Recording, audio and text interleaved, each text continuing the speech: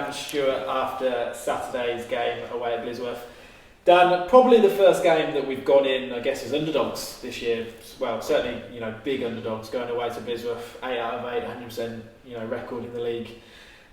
Great result, weren't it? Talk us through the game, your feelings, your thoughts, and how proud and impressed you were with the squad. Obviously we're over the moon. We're buzzing to come away with the 3 points. Blisworth showed quite quickly after the first whistle their quality. They put us under some real pressure in the first 15-20 minutes. It took us quite a lot to find our feet. We set up in a way to pin the fullbacks back and stop them joining on, and that was successful because their fullbacks in the first half didn't venture over the halfway line.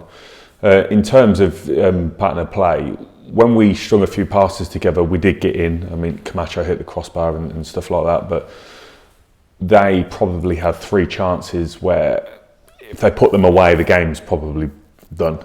But for us, that's why we have Kelvin in goal. It's about managing moments. We managed the moments well enough to keep the score down to 1-0. And then obviously as the game goes on, we get the equaliser after half time. An unfortunate injury for Josh Clipston, but he comes off. We bring on the young man, Levon Stewart. Again, the 16-year-old comes up trumps. I think he'd been on 5 minutes and he comes on and chips the keeper and puts us back into the game. It's 1-1. We started to take a bit of a foothold in the game, I thought, at that point, and you could see the tide starting to turn. But we get the sending off, a lapse in concentration across the back line, a bit of hesitation of whose ball it should have been or whose man or whatever. The ball's bouncing around and a foul committed by Robson. He knows, the skipper knows himself. I think everybody in the ground knows it's a blatant red card. He gets sent off. For most teams, that's probably for them game over. But with our mentality, the way we're set up, the way that myself and Callum, we don't let the boys die. So the attitude we plug into them is the game's not done. We're still dangerous. We've got forwards at front that can score goals at any moment. We've got midfielders that can play those killer passes, and a resolute defence that enjoy trying to keep the goals out. So it was a case of actually sticking to our guns. Nothing changed. We lose a midfielder. In that respect, we go back to the system we're in. We take a midfielder out. We keep the forwards up top. And to be fair, the game kind of played out into our hands. The ball was coming long. It was defend first ball, defend second ball. Now can we play those killer passes? In the end, we did play the killer pass. That left Dan Camacho 1-on-1 for the goalkeeper, and to be fair, it was inevitable. There was only ever going to be one result when you've got the wee man in front of the goal. So he sticks it in, and we managed to get across the line, and a fantastic result away at Blisworth with 10 men. So yeah, no complaints. King and Colin Pacey kind of got joined MOM, couldn't really be split, between the players, supporters, committee that were watching. Obviously, Kingy's growing now, coming into his own. He's 18 and really starting to play week in, week out. But obviously, Pacey has had to wait his chance. How impressed were you the way that he came in and led the back line? I thought both of the lads were exceptional. I'll touch on Kean first. I mean, he's just turned 18 now. Kean was with me at Malton, and he came as a 17-year-old come from Frapston that were whipping boys of the league. So he had a very harsh start and beginning to his adult football career. He come to Malton, and it was about instilling him in with confidence and making him believe in the ability that he had, that we saw pretty much from the very first training session. He's now taken himself to a new level. He's not Kean the 17-year-old, he's actually Kean the man now. I mean, he didn't lose a header, he won all his tackles. He had a tough task against probably one of the best, if not the best player in the league in Noel Duffy, up against him on his side, and he defended him very, very well. He didn't really put a foot wrong, and I thought he did that from the first minute. I thought he was exceptional, and he's become somewhat of a leader. From the start of the season, it was a bit of a tough start for Kean because new club, new surroundings, new players, etc. he had to come in and out of the team, and it's all part of his education. But yeah, it was excellent. And in terms of Colin, arguably in pre-season, Colin was probably our best defender. Unfortunately for him, obviously, personal circumstances, etc. He's had to come out of the team, in the team. He's then found himself on the bench. Then good form of Bods, Robbo, Kean have kept him out. And he's been patient. His attitude has been brilliant. He's trained every single week. We had a good chat on Saturday before the game. Your chance is here. This is your opportunity to shine. Show us why you're here. And it's probably, I've had Colin with me for 4 years now, and it's probably the best game I've ever seen him play. I thought it was excellent. And when we went down to 10 men, you saw the real leader in Colin. And yeah, between the two of them, they really dragged us over the line. So I think they could be very happy with their game as much so as myself, Callum, Dan and Sam are. So.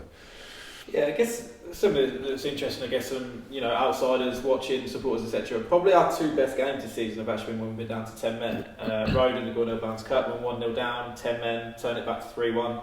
And again, obviously going down to 10 men, 1-1 and still winning the game. Mm-hmm. What is it that you think that, really, I guess, puts that fire in the belly of the boys not to give up? And, is that really pleasing for you, the character that the boys show when they are up against it?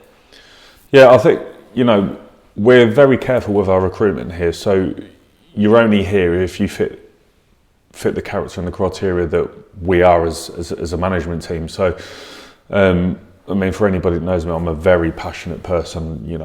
I'll fight to the death for the causes I believe in, whether it's for my family or for my football club. So anybody that's here has to be the same, because otherwise any messages that come across get lost in that that translation in terms of team talks and stuff like that.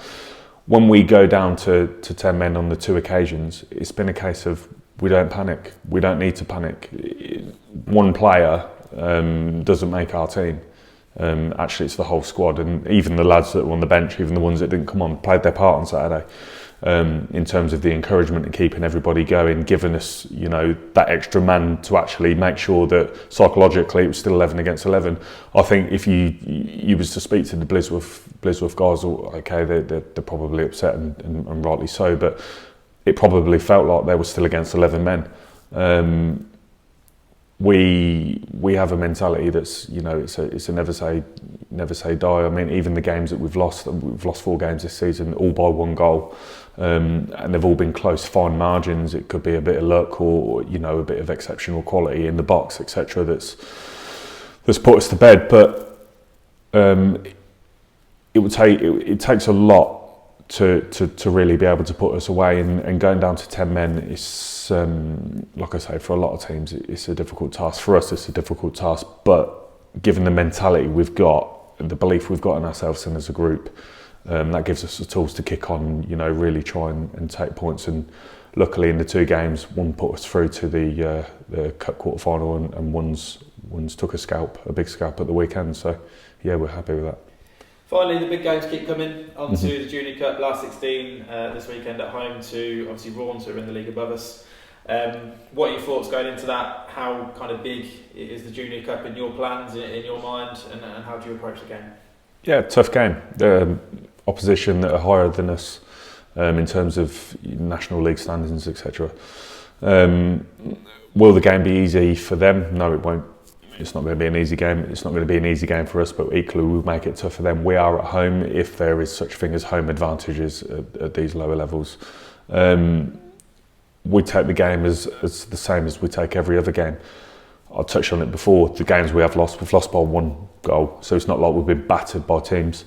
They are fine margins, so that suggests to me that the lads are on the right track, and the only way that we can keep them on the right track is by doing the same things over and over.